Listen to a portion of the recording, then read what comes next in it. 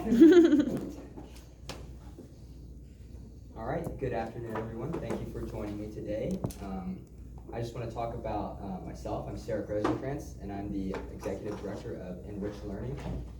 What we want to do is reduce the poverty cycle in LaGrange and the poverty rate. Right now in LaGrange, the poverty rate is 25%, and in the US, the national poverty rate is only 11%. So that's more than double the national rate. And one of those reasons is because, once people get into poverty, it's very hard for them to get out of poverty, and it becomes generational poverty, what's called the poverty cycle. In the US, 66% of Americans are considered financially illiterate. 64% of Americans live paycheck to paycheck. I think you can see there's a pretty clear correlation between those two numbers. They're very close. What we want to do is reduce or increase financial literacy in LaGrange. How we're going to do that is we're going to partner with the Troup County Board of Education and LaGrange College, so we can take LaGrange College finance students and have them go into schools after school twice a week for 1 hour. What they're going to do is they're going to teach basics of financial literacy for middle school students and then go into some higher courses in high school. Courses for the middle schoolers are going to include basic things like savings, how to manage your money, the value of money. And then once we go into high school, we're going to be teaching more about investing and things like that.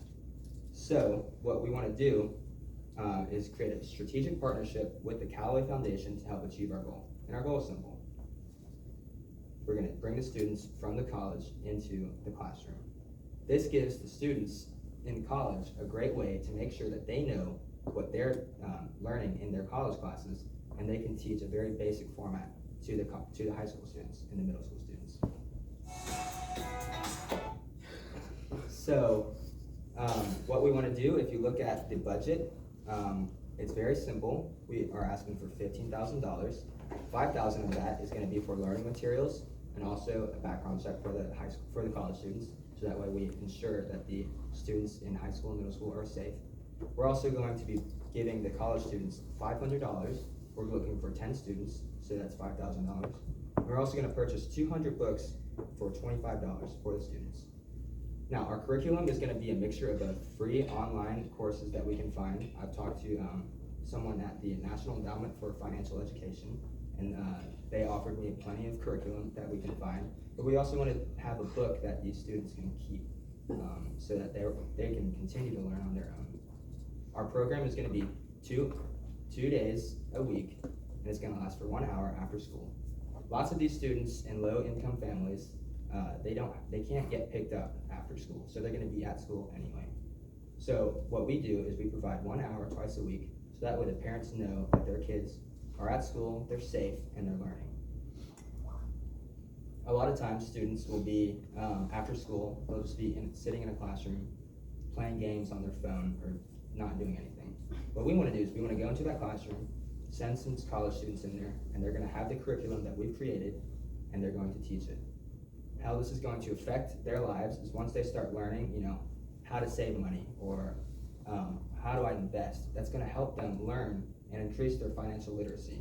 And if we can increase their financial literacy, we believe that they can break the poverty cycle. So with younger students, like I said, we're going to focus on the value of money and the importance of saving money. This means, like, instead of, if mom gives me $20, what am I going to do with it? Am I going to go buy drinks and snacks, or am I going to keep it and save it for the future?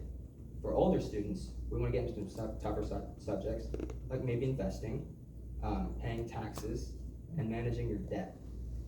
We believe that financial literacy is crucial for anyone's success in life, and that everyone should have access to learn about financial education. What we want to do is provide a fun and valuable lesson. So this $15,000 is going to create something great for these students, so that way they can break the poverty cycle. If anybody has any questions, feel free to ask.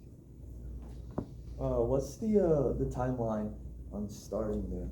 So what we want to do is, we've already talked to the Board of Education in the college, and they said that this should be a good go. We want to start next semester, the fall semester of 2022, and the LaGrange College and the Troup County Board of Education already have a strategic partnership where they bring college students that student teach at the at lower schools like elementary school. So there's already a partnership between them. So we believe that we can just continue with that, and going into this next school year is when we want to start. Why did you choose the college students as like your teachers? So the college students, they're already going to be learning about finance. So what we plan to do is work with the college professors and kind of mix it into their class schedule. So that way they're learning, and then what they learn, they can reduce it to a basic format and teach that to the students. That way, it can be low cost. We're not looking for, these high-flying investors who know way too much, and we'd have to pay them a lot more to try to get them to come in. I have a follow-up. Do you think that the college students will be able to actually learn by teaching, because they'll be teaching how to save money, how to invest, and do all that? But do you think you'll also be able to help them by teaching? We believe that both college students and the high school students or middle school students will have a mutual relationship where they're both learning. So the college students, they learn what they need to learn, and then they continue to learn by teaching it. You can't teach if you don't know what you're talking about, right? And then of course the middle school and high school students, they get to learn, very important life skills about how to manage your money, and that can help them get out of poverty. So, how many kids do you plan on attending the classes after? So it's going to be totally voluntary. It's going to be up to them and their schedules. We can't force them to stay after school, of course. But what we found is that about 50 students in each school, in each high school at least, can stay after class or after school, and there are 4 high schools here. Because I was thinking like, how many kids will be playing sports at that time, or even being picked up in like the car rider line or whatever, but also when you get to like middle school. So of course, if they're playing sports, they're going to be preoccupied. But what we found is that in one season they'll be playing sports, and then another season, they just have free time, and their parents can't come get them. Of course, if they can drive, they're going to not be there. But we're looking at freshmen and sophomores, and then of course middle schoolers. If the project were to work here, do you plan on expanding? How would you do it? So our goal, and we can, this is very testable, over time we can see if our poverty rate does start to go down. What happens is once you're in poverty, you can't really leave the city, so you're going to be here. If for some reason, if we do succeed and the poverty rate reduces, we can test that by just seeing our poverty rate reduce. And if our format works, we can license it and go to other cities and talk to their Board of Education, see what we can do with them. And so we have to give our foundation, will you be asking $15,000 every year, or how? Yeah, so what we're looking for is $15,000 every year. Okay. And the Callaway Foundation has a vast history with LaGrange, the city of LaGrange and LaGrange College. You guys have given millions of dollars for education and just supporting the people of LaGrange, which is very appreciated.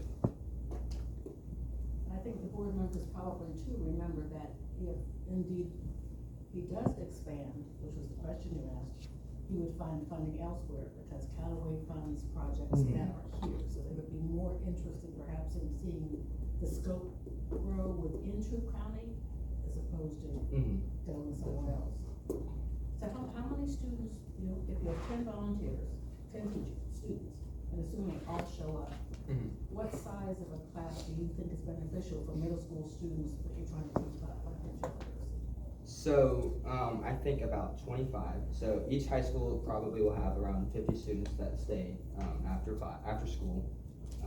And if we have four high schools, that means we can do about 2 students per high school, and then send some students to middle school as well. So in high school, they probably you'd have one college student per 25 students. Is this curriculum that you're talking about, is it designed so that they would do the work only when they were there that 1 hour? They wouldn't have any work to take home to do? So We don't want to add any more pressure to, you know, high school students or middle school students, but they do have the opportunity. The curricula that's on the budget is going to be a financial literacy book, which just teaches basics. It was $25, so there's the key that we're going to give to them. So we're going to do exercises and programs where we expect them to, you know, do some readings, but of course we don't want to force them to do it. It's going to be up to them. If they want to, you know, do better in life and get out of poverty, I think that's a pretty big incentive. And if they're already there because they want to learn, they do it. Yeah. Anyone else? I'm wondering how you would market it in a way to make it exciting for kids. Probably the investment option is the way to get them, because it's gonna be a decade before you see, before you have enough results that you can really see if you're starting to change generational patterns. But you wanna keep kids coming Of course. year after year. So the marketing piece would be really important. When I talked to someone at the National Endowment for Financial Education, they said the marketing aspect was one of the huge parts, because, you know, convincing kids that this is important, you know. For college students, I think we can all realize that it's, you know, life is starting and it's important, but, you know, when you're in high school or middle school, it's not really hitting you as fast. So that's gonna be a big part of our plan. And I've talked to them about that. I have 2 questions, because I don't know if I missed it or not. So the teachers, like the students that are teaching, they're gonna be volunteers, right? They're going to be volunteers, but at the end of the school year, we're going to give them $500, just as a thank you. So is that part of the 15,000, That is part or, of the 15,000. and what all goes into that 15,000? So the $15,500 is going to be learning materials that the students might not have because they're in poverty. So if they need, you know, notebooks or pencils or anything that they might need for our program, we're going to provide that. It also is going to cover a $20 background check for the 10 students to make sure that the students are safe. And then another $5,000 is going to be part of the $500 for the students as a thank you for, you know, teaching. Of course, it's going to be, we're trying to implement it into their college courses, but we also want to thank them for their time. You know, they're doing a big service for us and the students. And then another $5,000 is going to be 200 books at $25 for the high school and middle school students to keep. And then you got a second question? That was the Okay. first, yeah. Well, thank you. Anyone else? And also make this into an internship for the students that we choose. Mm-hmm. Make sure we've got good students who knew what they were doing, who would show up, but it could be a language credit internship, that, you know, they still get the 500 at the end, but that would be an additional incentive, perhaps. How do you make sure that the college students know that they're teaching like the right material? Like they actually know the criteria that they're being taught? So our plan is to work with the finance professors at LaGrange College to make sure, because of course, we expect the college students to be learning about finance, and we hope that they're dedicated to what they're learning. And so we're going to make sure, we're going to work with the professors to make sure that we're getting, you know, high quality students, which we expect from LaGrange College.